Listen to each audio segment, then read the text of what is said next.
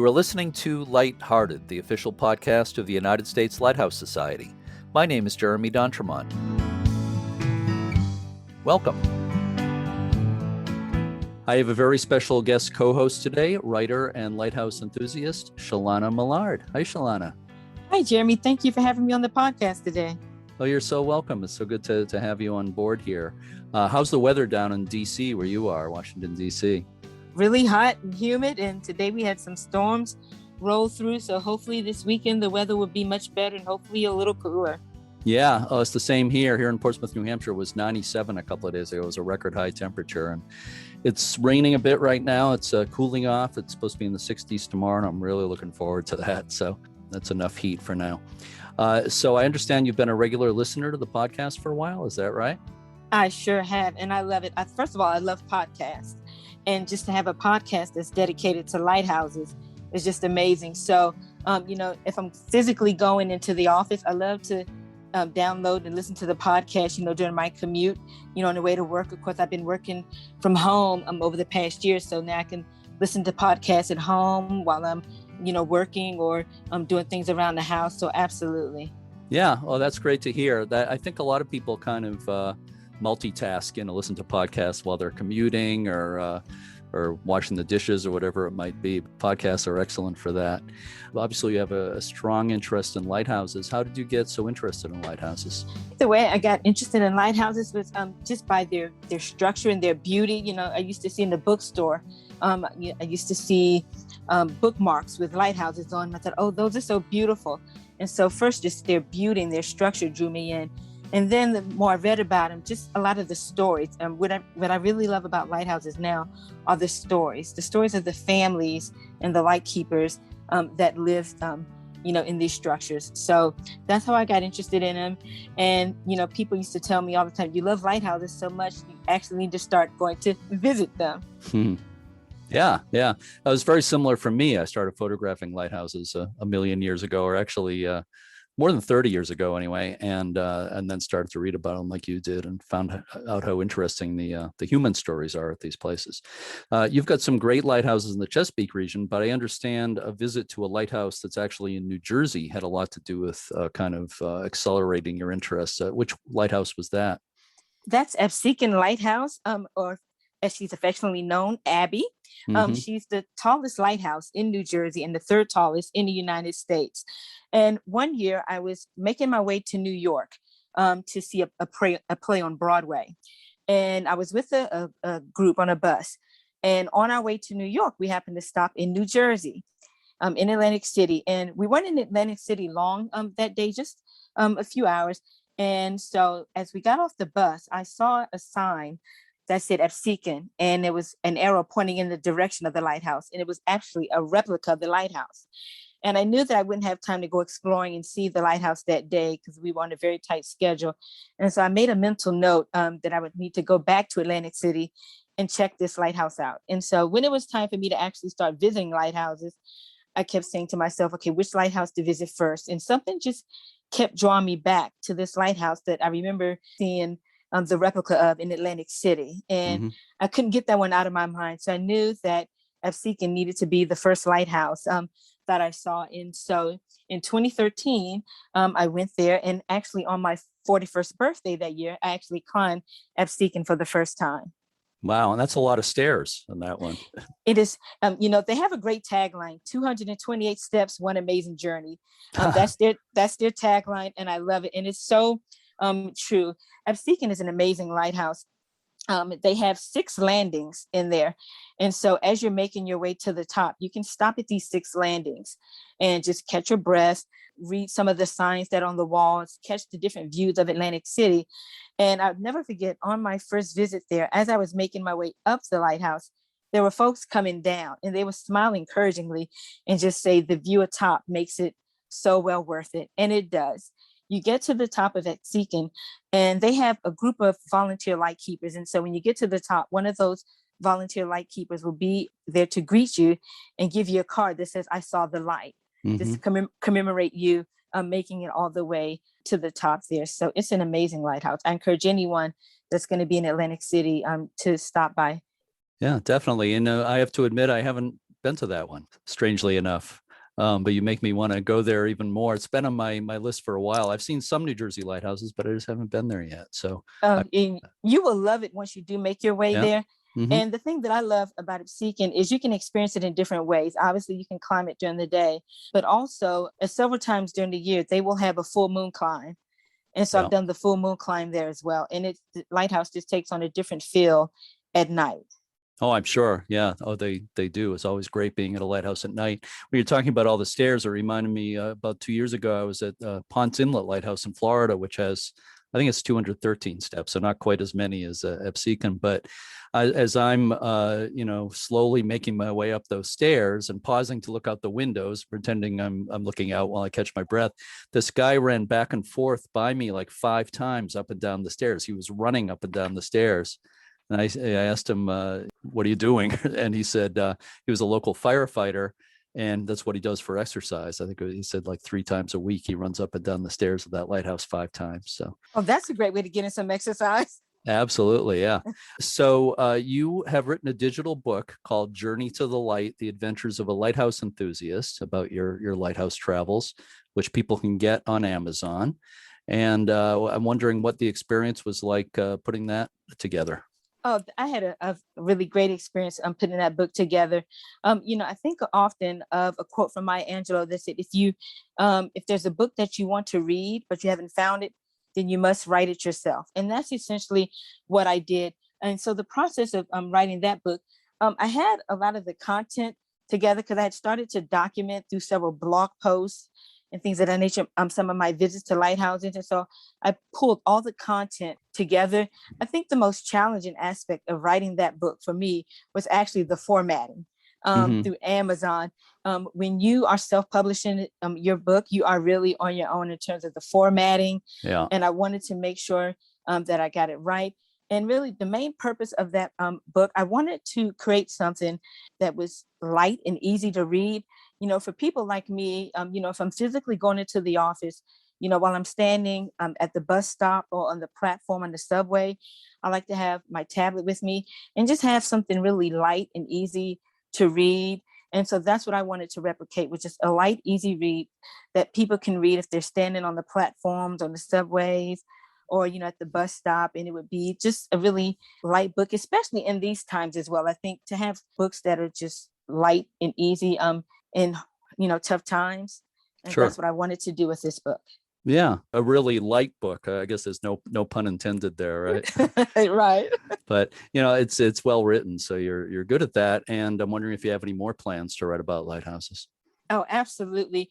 When I wrote that book, my intention was to make it the first in a series, and so that book chronicles my lighthouse visits from 2013 to 2016.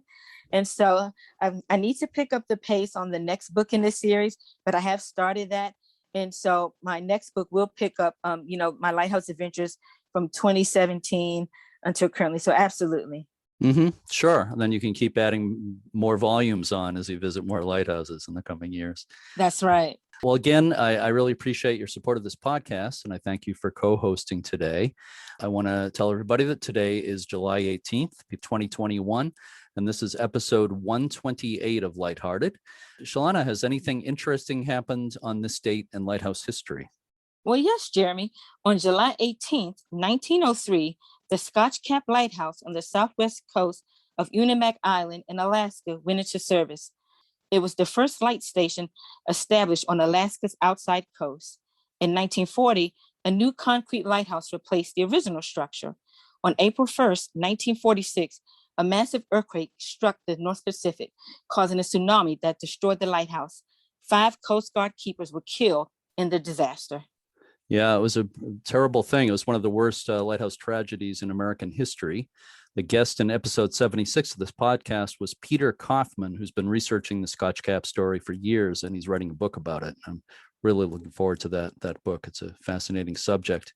Also on July 18th, 1941, the singer Martha Reeves was born in Alabama.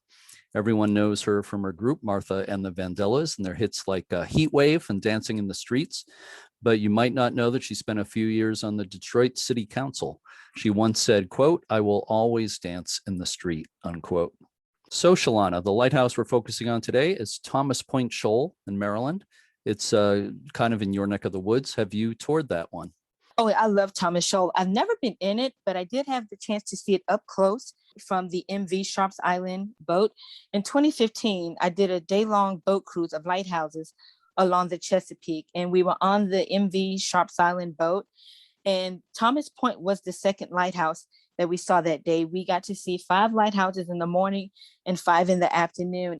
So I would love the opportunity to actually return next time and actually go in Thomas Point Lighthouse. But even just seeing it from the vantage point of the MV Sharps Island, you can tell right away just what a beautiful lighthouse it is. And actually its structure, I love the screw pile lighthouses. And so, screw pile lighthouses are some of my favorite to see. So I do hope to return there and actually go inside one day.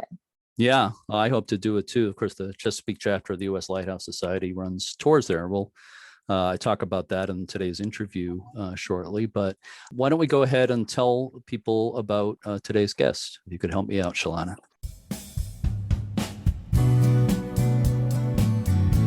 Sure, Jeremy. Chris Overcash is the senior engineer and deputy director of coastal resilience for EA Engineering, Science, and Technology in Maryland.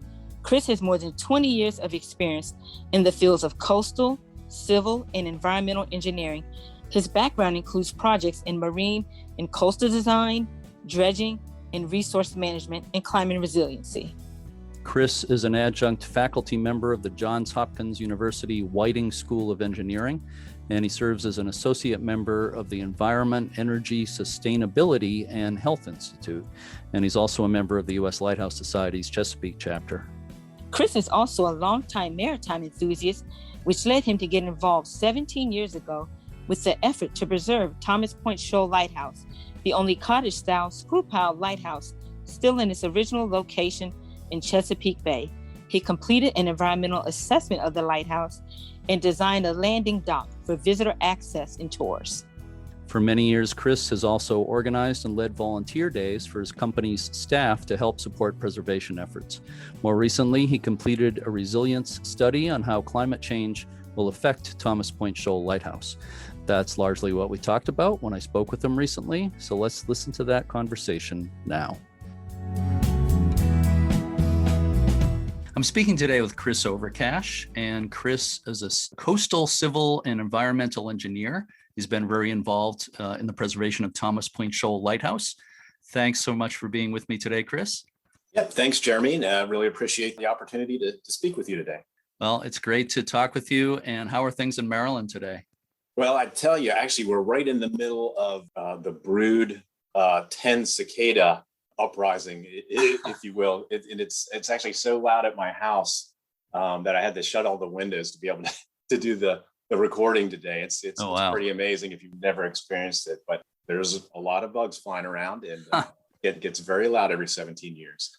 Yeah. No, we don't have them in New England, but I have heard that this is a year for those. You know, ever since I started this podcast, we're speaking on June 2nd, 2021, and 2 years ago, June 1st, 2019 was the first episode of the podcast. So I'm kind of celebrating the second anniversary this week. And ever since I started it, I've wanted to do one or more episodes on climate change. It's obviously important in general on our planet, but for lighthouses, it obviously has a lot of implications. So we're going to talk about that today. So before we speak about that and the effects on lighthouses, just a little bit about your background. What exactly led you to a career in environmental engineering? Actually, Jeremy, I would say the reason that I've gravitated towards engineering, it's kind of more broad-based now than just environmental, coastal, and civil as much as environmental. I would say goes back to two things which sparked my interest in the environment, and that involved one out of being able to go to my grandparents' cabin in the woods in southern Pennsylvania every weekend when I was growing up. And then the second part of that is my nearly lifelong interest in maritime naval history as well as sailing. I actually sail a bit on Chesapeake Bay when I have the time, although in the midst of raising two daughters who are 14 and 15 right now. So that does take a little bit of time away from some of those pursuits. So those two items led me down the path to engineering, as I wanted to be able to provide positive influence on the environment, but also to help protect the cultural and historic resources too, such as lighthouses, of course. And then the coastal resiliency aspect that I'm very involved in now is really a combination of those two items. I actually remember first learning about the potential impacts of climate change in college in the mid 90s, and basically I've gravitated towards providing solutions to those impacts over the last 10 years of my career. And now I am serving with my company EA as their lead engineer for the coastal resilience work. Also, I guess before we dive into some more detail, I wanted to just point out, as you can imagine, the prospects of helping protect our coasts from ongoing changes in coastal dynamics is now quite a challenge. The most important aspect is to keep in mind that the solutions can be a mixture of hard engineering. It's what people normally think about, things such as seawalls, but it's also important to incorporate the nature-based strategies as well, such as restoring coastal wetlands and forests, because they can mitigate wave impacts and storm surge just as well as some of the harder structures. So this combination, I think, is really going to lead the way for later in the century and into the next. Also, another key item there is important as we face this challenge in the U.S. to understand that there are actually centuries of expertise to draw from other places like the Netherlands that have been fighting sea level issues for hundreds of years. Sure. So we'll have to put our fingers in the dike, I guess, to solve this. Maybe not, so to speak. Right, the proverbial dike. But your involvement with Thomas Point Shoal Lighthouse in particular goes back, I think, about 17 years. So what led you to get involved with the lighthouse? The initial items, actually, my company at the time had a contract with the city of Annapolis, as the city and the U.S. Lighthouse Society Chesapeake chapter were looking into acquiring Thomas Point. So we were engaged to do actually an environmental survey of the lighthouse. And from that involvement, that's when I had the chance to start working very closely with some of your key members down there, including now Vice President Henry Gonzalez and some of his team that are still there today, including Captain Howard Lewis. From that point, I offered some pro bono assistance at the time, which led to the design and construction of the visitors dock out at Thomas Point, which was completed in early 2006. They got a great team there with Henry and John Potvin, Bob Stevenson, and others. It's amazing what's been done there. It's one of the most important lighthouses in the country. One of the few National Historic Landmark lighthouses in the country. It's unusual because it's the only screw pile lighthouse still in its original location in Chesapeake Bay. There used to be a lot of that type of lighthouses there in the bay. So what do you find especially interesting about Thomas Point Shoal Lighthouse? Well, it's a few key things, I would say, Jeremy. So like you mentioned, it's basically the last of 42 screw pile lighthouses in Chesapeake Bay in its original location. Besides just that fact, it's I think, as probably maybe every one of your listeners knows from looking at pictures of it, it's an incredibly beautiful structure.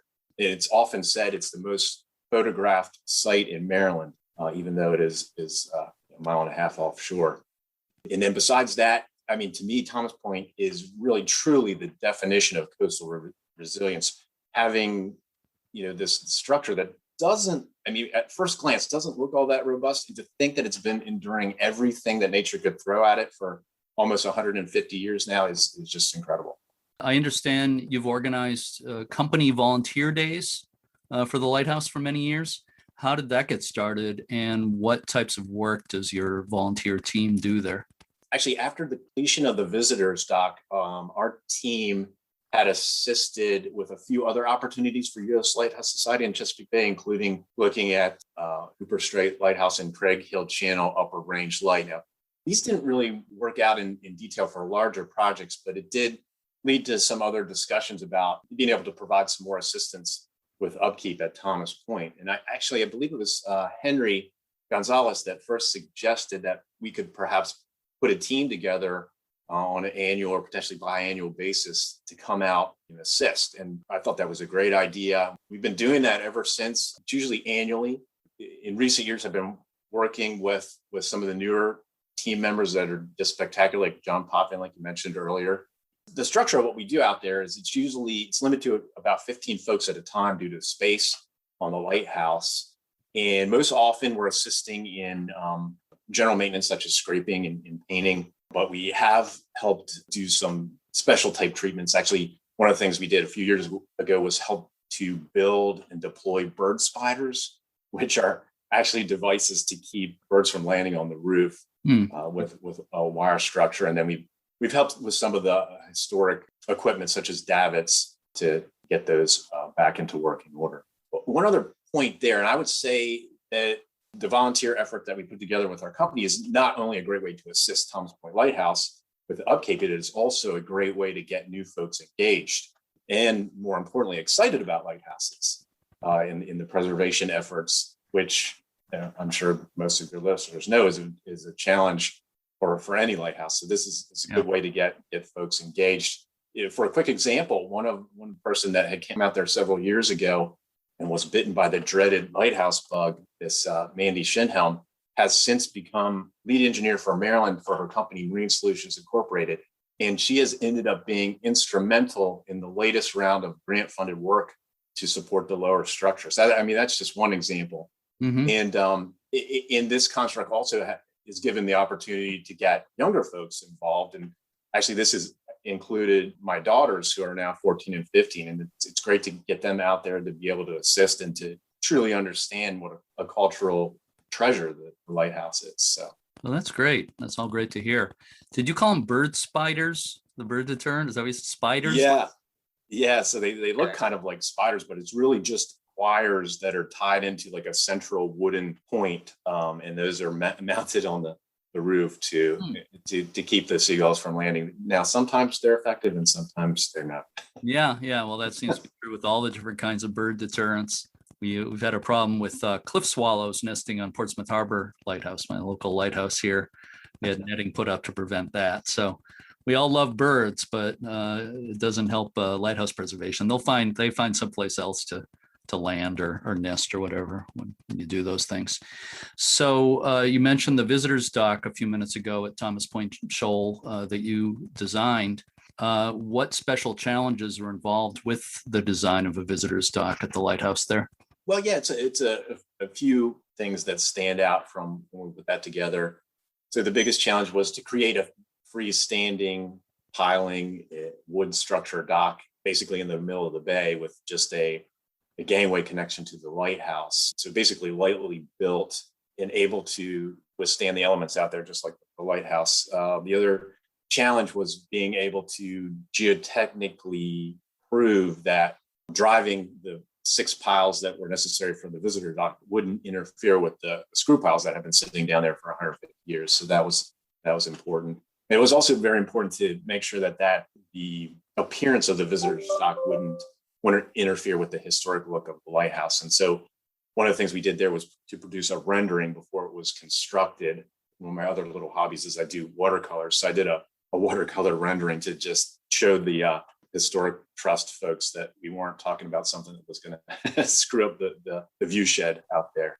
You mentioned your painting, which is interesting to hear about, but people aren't seeing this, of course, as they listen to the podcast, but where you and I are speaking via Zoom right now, I see some ship models behind you. Do you make ship models? Do you build them yourself? Yeah, that's also one of my hobbies. Again, I don't have too much time these days with raising some family members, but did it more in my younger years, and maybe there'll be some more shipbuilding and ship model building in the future. They look really nice. So let's move on and talk about the climate resiliency assessment you recently completed for the Chesapeake chapter of the U.S. Lighthouse Society for Thomas Point Shoal. Let's cut to the chase. What is the bottom line for the future of Thomas Point Shoal Lighthouse? So, well, that's a great question. And I'd kind of like to start off the answer, actually, instead of going forward, going backwards. Many of your listeners will probably know the story of Thomas Point Lighthouse in its battle with climate and the elements. So in its first 2 years of service, it was significantly damaged by ice floes, and to the point where the keepers had to evacuate to land over ice, and the Fresnel lens was damaged. From that point, there were adaptations put in place, which included an ice break and riprap to the north and south of the lighthouse, which solved the issue. There hasn't been another challenge like that almost 150 years. To put in that frame of reference, the lighthouse really is a climate warrior already. So it's facing some different challenges. When you're looking at the potential impacts from climate change in, say, mid-Chesapeake Bay or anywhere, it's important to keep in mind that framework of adaptive management, what can be done in what time frame to correct the possible effects. So the first thing you need to do is to assess the expected climate impacts, match that with the infrastructure, whether you're talking about the elevation of the landing docks or the main cottage. And then you can frame options for moving forward. And that leads you, again, to that frame of an adaptive management plan, because those impacts are going to occur over time. So in looking at the actual projections for climate impacts for Maryland, we used for our study, which was actually completed last summer, the most recent projections for Maryland. And when we're talking about sea level rise, we framed it in the 50th percentile, most reasonable, but we also provided a 1% kind of worst case. There's only 1% chance it's going to get to this high. So just as a snapshot, in 2050, that 50th percentile is 1.2 feet of sea level rise, and 2100 up to 3 feet in the 50th percentile. So that's only one part of the equation. Of course, you have to look at storm surge, wave impacts. So again, there's a lot of variables to consider. We took all those into comparison. I should say it's also important to also talk about the highest water level ever seen on Chesapeake Bay. And that was actually in 2003 with Hurricane Isabel, with an elevation of 6.43 feet. So even in 2100, the most 50th percentile is not up to that level. So there's still some good years out there for Thomas Point right in the middle of the bay. Let me ask you, is there any good news for the lighthouse in your study? Well, I guess what you just said is sort of good news, that it's not going to be gone, probably not going to be gone like next year or something. Anyway, what do you think the good news is for the lighthouse? Well, that's a good point, because when it comes to storms, you never know what you're going to get, especially right. in the framework of climate change and expected changes to things like hurricanes.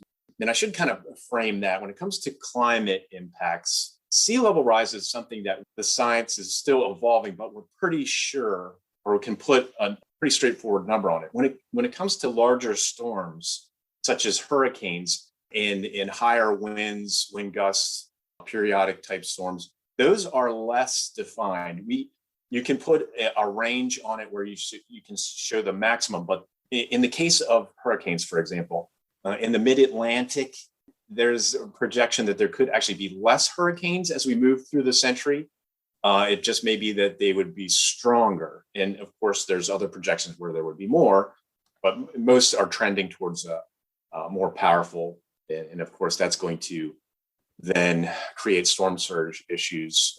Currently, right now on the bay, the 100-year storm surge. So what would likely to be happen once every 100 years is basically a 4.99 foot rise, and that's always going to be based on a hurricane type impact. So that's the frame of reference there. The good news for the lighthouse, again, expected impacts are occurring throughout the century. If you do look at those 1% water levels, it does look pretty daunting, because you're talking about the actual cottage of Thomas Point is at 14.8 feet above mean high water right now. But the visitors dock I was just talking about, the underside of that is only at 1.6 foot. I guess the good news is that the main structure is going to be protected for many years, knock on wood, but the lower structures, which could be elevated, may be impacted or will be impacted sooner. I guess another thing to keep in mind when it comes to the good news part is the fact, just touching on the fact that Thomas Point Lighthouse is one of only the 42 screw piles still on its original location. And if you think about that, those other 41 that have been removed or dismantled, they weren't dismantled because of climate change. They had battled the elements and gotten to the point where their life expectancy had run out. So in that context, Thomas Point Lighthouse, you can already say, has won the battle. It's a winner. It's been out there longer than any of those other locations. And if need be, there would be plenty of places on land side to relocate it in the future. But again, I don't think we're quite there yet. There's many years of opportunities to go see it. And a lot of that battle that the other screw pile lighthouses that were moved to shore, a lot of the battle against the elements that you talked about was against ice flows and that kind of thing, which is not as bad as it was. Is that correct? Right. So yeah, it's some of the other notable findings from our report. Definitely going to be less ice going forward because of the rise in temperature. Like I discussed before, there's going to be more wind and potentially more extreme storms. Another item with the wind, the fact that the lighthouse has withstood hurricane winds for 150 years. Although the strength of wind may go up percentage-wise, I would not think it would be a point where it's going to jeopardize the structure. So the Bay region is actually, the land is subsiding, which has caused in Chesapeake Bay sea level rise that's actually occurring about 2 times the rate or the average rate throughout the world, because the land is actually subsiding. And there's a lot of geotechnical reasons for that, but that has over the last 100 years, the sea level rise, 40% of it has been from land subsidence, but that will be less of a factor going forward because the climate induced sea level rise is going to outpace that going forward. So what are some of the things that can be done at Thomas Point Shoal Lighthouse to mitigate the effects of climate change? So we, in our report that we put together, again, it was completed last summer, we have listed a number of items or options going forward. And I alluded to a couple of those a few minutes ago. One would be to be able to raise that visitor stock. And there's also a lower landing platform and an intermediate landing platform that also could be raised to get them out of the immediate impacts of sea level rise as you go into the century. And those could be raised to keep it on station as is, to be able to still land visitors if that's a goal going forward. Another key item when it comes to being able to mitigate or adapt to climate change is to constantly monitor, which the U.S. Lighthouse team does anyway, but it's important to monitor these ongoing impacts of climate, because even though we do have projections, certainly as you get closer to, if you're talking about 2050 or 2100, as you get closer to those years, you're going to have a better refined understanding of what that future water level is going to be. So if you can continue to monitor that as well as the actual structure itself, and make sure that the beams and cross sections are being maintained, making sure that anti-corrosion coatings are in place and holding up, because you'll see also that the splash zone that impacts the understructure is going to change, of course, as water goes up. So make sure that those elements that are those portions of the understructure that weren't exposed are watched more closely. You mentioned a few minutes ago the idea of possibly moving the lighthouse to shore. You said that there's probably no lack of good places for it to go if that happens. And as you talked about, several of the screw pile lighthouses that used to be on the bay have been moved to museums and so forth. It seems like you feel the outlook is pretty good, but do you think there's much of a possibility of the lighthouse being moved to shore in the foreseeable future? I think that's really going to be dictated, again, how quickly we see these changes occurring. If it moves towards a worst case scenario for the year 2100, that's almost to a 7-foot sea level rise. So I think if we start seeing that, then certainly I think that would be a step that may need to be taken. So in addition to the really major threats from climate change, you have other things going on there too, of course, other challenges. And you've been a hands-on volunteer at Thomas Point Shoal Lighthouse yourself. You have rust and corrosion threatening the integrity of the structure. How big a threat is that kind of thing, do you think? When it comes to the corrosion aspect, like I just talked about, the splash zone is going to be changing. But I guess the increased threat from climate change isn't so much a key item there. It's, I guess, the constant corrosion aspects that occur out there. But I should say the cast iron screw piles themselves, they're very resilient to corrosion. The main screw piles have, again, been in place for 150 years, and they're in fine conditions. It's pretty amazing to think that's the case. So cast iron is more resilient to corrosion than some of the more recent steel components. Some of the major upkeep that's occurred out there in the last year and a half was to replace some steel components that were just 30 years old because they had significantly corroded. So that's something that it is ongoing out there, but I don't think it's so much exacerbated by climate change. I should mention, though, that climate change is actually causing the oceans to become more acidic. So the pH is actually coming down slightly. So that it may cause, a deterioration and corrosion a little bit faster than normal, but percentage-wise, it's not going to be too perceptible to folks. And we're not talking like a whole drop pH number. It's just going to be tenths or hundredths. I'm just wondering about your overall view of things, the way things are going with climate change.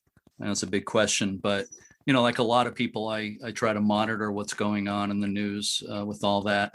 It seems as if in the last couple of years or so, the change is happening more rapidly, possibly than what a lot of experts had predicted. Is that the case? Am I right about that? What do you think? Yeah, I mean, that is a great question. The answer is that we do have a better understanding of the science and what needs to be done now. I mean, the truth is, as we alluded to, it's going to be a huge challenge to protect our cultural heritage in the coastal zone, as well as critical infrastructure and natural resources. And I kind of like to think of it this way. I mean, the human race is always up for a challenge. Both my grandfathers were in World War II. They had their generational challenge and they got through it and they were very successful. They met that challenge. And I like to think of climate change is really shaping to be our test, or at least one of them. I think it just got through one in the last year with COVID, but climate change is certainly one of those generational tests. And you know what? I really believe that we will meet this challenge on all fronts. We just need to start now and take the right steps, move positively forward. Well, that's a good way to look at it. I sure hope you're right that we're up to the challenge. So, of course, as our listeners know, lighthouses exist in lots of different settings. You have some on the mainland, some on islands of various sizes. Sometimes there's rocky shores, sometimes sandy shores. Some lighthouses are out in the middle of the water, just surrounded by water. Thomas Point Shoal is kind of unique these days, being a screw pile lighthouse out in the bay. And sometimes there are a lot of caisson lighthouses offshore that are sunk down into the seabed and completely surrounded by water. And you've got the older sort of granite wave swept tower. So there's a lot of different circumstances. I'm wondering if you have a sense about which types of lighthouses will be most threatened by climate change in the coming years. I think it really comes down to location. I should say my company has actually been engaged nationwide for entities such as National Park Service and DoD and the Coast Guard, as well as some private clients, and looking at coastal resiliency for other lighthouse sites. Recently, that has included Bear Island Light in Acadia National Park, as well as Ocracoke down in North Carolina. To your point, all types of lighthouses will be vulnerable to the effects of ocean forces if they become submerged, either partially or complete, or the base or the foundation is impacted by sea level rise or more frequent storms, especially if they were never designed to face those kind of threats. So I think the key there is that they all would be vulnerable. And it's first very important to assess for each location what the expected water levels may include, including sea level rise, base flood elevation, wave, and storm surge, and then just factor that into when you expect to see those impacts. And it might be that if you look at the projections, perhaps it's going to be a surprise and would be, post year 2100 that you would even see those effects, because you have some coasts that are quite the opposite of Maryland, that instead of subsiding, they're actually rising. And you see some of that on the coast of Alaska, where it's actually rebounding and coming up, almost counteracting some sea level rise effects.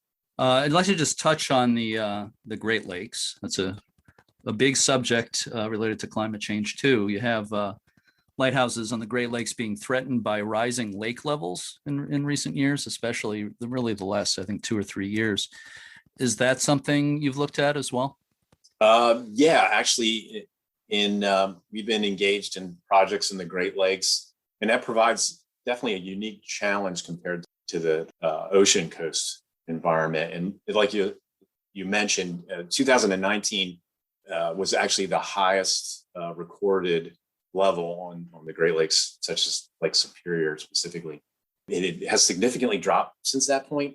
When it comes to climate impacts on water levels in the Great Lakes, it's one of those items where the science can't put their finger on it specifically.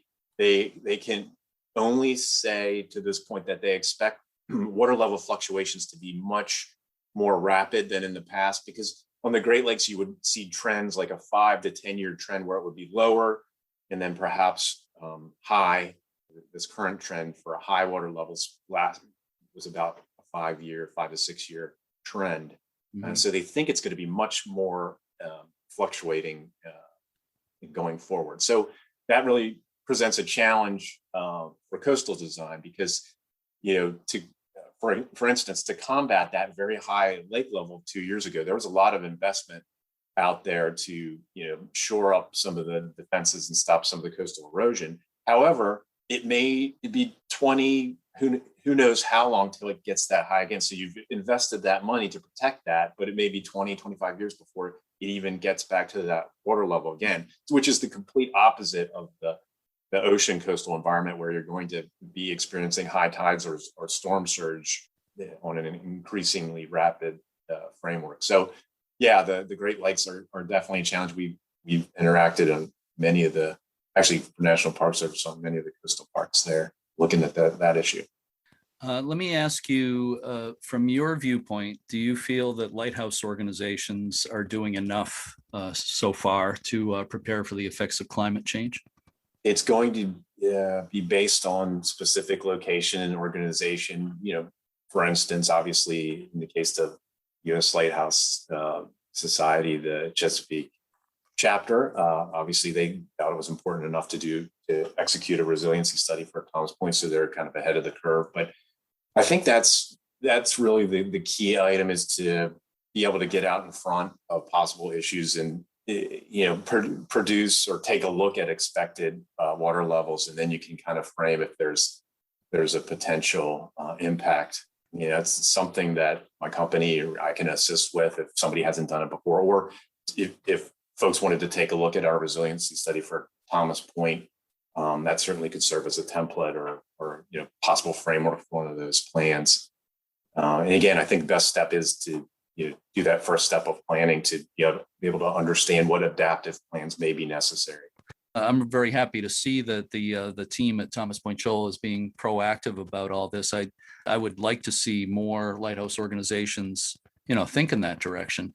Trinity House in England a couple of years ago did a study on climate change and its possible effects on, I think, especially a couple of their what they call sea-washed lighthouses, the older granite offshore lighthouses. So they've certainly been thinking about it. But obviously, to me, it's right at the top of the list of the important challenges we're facing in lighthouse preservation. Let me ask you one more question. Of course, this is for bonus points, so get ready here. Are you optimistic about the future of lighthouse preservation in the face of climate change? Well, I think that goes back to one of my previous answers about challenges. And actually, I am very optimistic that we will rise to that challenge to protect these treasures on our coasts. And again, I'd say the first step is to get an assessment, and then you have the knowledge to be able to carve out the best future steps in an adaptation plan if it's necessary. And, I'd say, again, certainly happy to help if I can in those discussions. That's good to hear. It's encouraging, because I'm not always that optimistic, but I try to be, and you give me hope for sure. So Chris Overcash, this is all so important and so interesting, and I applaud all the work you've done on the subject of resiliency and climate change, and also your work as a volunteer for Thomas Point Shoal Lighthouse. We need both of those things. We need people looking at these important challenges. We also need hands-on volunteers who get out there and get their hands dirty and do the actual work that's needed. So thank you for all that you do, and thank you for being with me today, Chris. Well, thanks very much, Jeremy. And yeah, once again, Thanks for having me on. Look forward to talking with you in the future.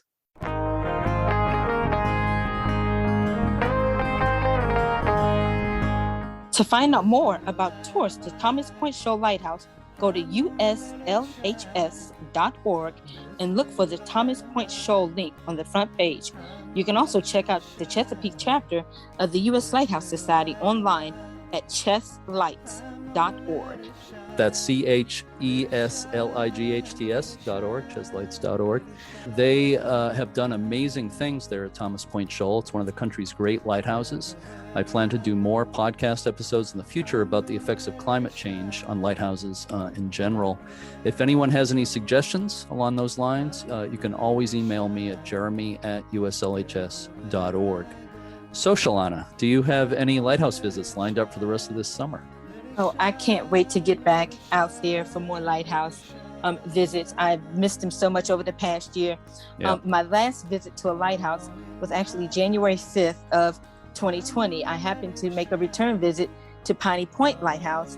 I've been there before, but they had a Christmas exhibit there called A Very Retro Christmas. And so I went to Piney Point in January 2020 on the last day that their Very Retro Christmas exhibit was on display to the public. And when I went there, I had no idea that that would be my only lighthouse visit of 2020 because we were going to be hit with the pandemic. I just knew that I would get more visits in 2020, but so I can't wait to get back out there. I'm looking to do a return visit, hopefully to Hooper Strait Lighthouse that's in St. Michael's. I've been there before, but this spring I noticed on their social media, they said that they open up the part on the second floor so that folks can get a closer look at one of the Fresnel lenses that they have on display there. So I said, oh, that'll be a great reason to return to Hooper Strait. There on the grounds of the Chesapeake Bay Maritime Museum in St. Michael's. And so I'll make a return visit there maybe in September to get that closer look at the Fresnel lens that they have there. And then one that's been on my list for a while now, and I hope to get to it this year, we'll see. Turkey Point has also been on my radar for a while. So definitely, I definitely want to get back out there in September, hopefully August or September, for more lighthouse visits. I've missed them so much over the past year. Yeah. Oh, me too.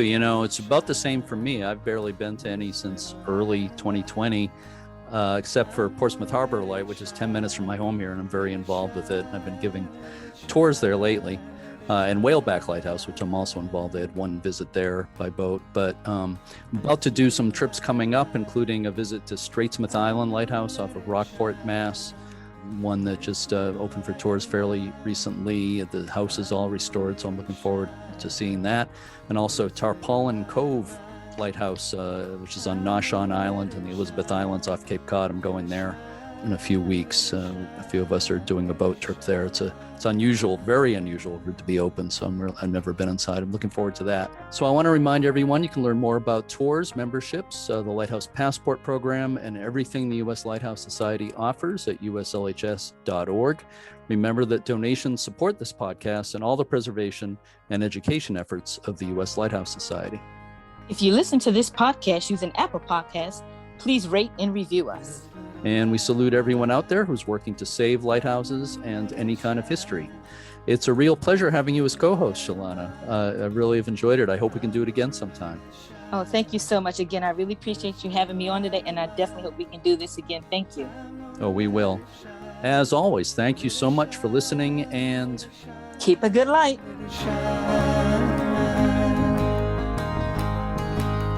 Everywhere I go, I'm gonna let it shine. Everywhere I go, I'm gonna let it shine. Everywhere I go, I'm gonna let it shine. Let it shine, let it shine, let it shine.